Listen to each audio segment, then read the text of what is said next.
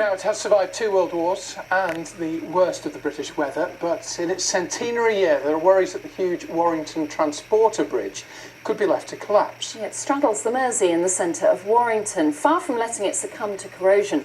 A group has been set up to save it, and they say it could be Warrington's Angel of the North. This from our Cheshire reporter, Mark Edwardson. 76 feet high, spanning 200 feet across the Mersey, the Warrington Transporter Bridge has seen better days.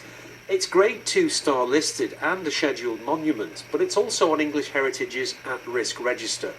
Now there's a fear its owner, Warrington Borough Council, is turning a blind eye.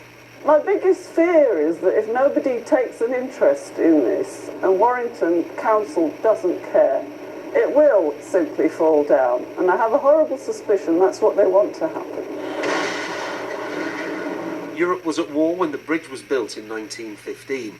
It was constructed to connect 2 halves of the Crossfield and Sons chemical and soap works. There were 3 transporter bridges built across the Mersey in the early part of last century. There was another just a little bit downstream from this one, and a third between Widnes and Runcorn, but this is the only survivor. Well, it was built at the time of sailing ships, so the idea was it had to be built 70 feet above the water, really, so that the ships at that time could get underneath. In the same year that Jerry and the Pacemakers recorded one of their biggest hits, the Warrington Transporter Bridge ferried its last load across the Mersey. Warrington Council rejects claims it would rather see the back of it. It's unique in the world as being a railway transporter bridge.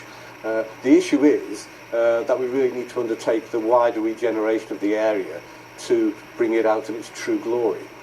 This could be to Warrington what the Angel of the North is to Gateshead. It's a magnificent structure, it's an icon in its own right. A Facebook site set up to gather support for the bridge already has almost 300 members. Mark Edwardson, BBC North West Tonight, Warrington. Just spectacular.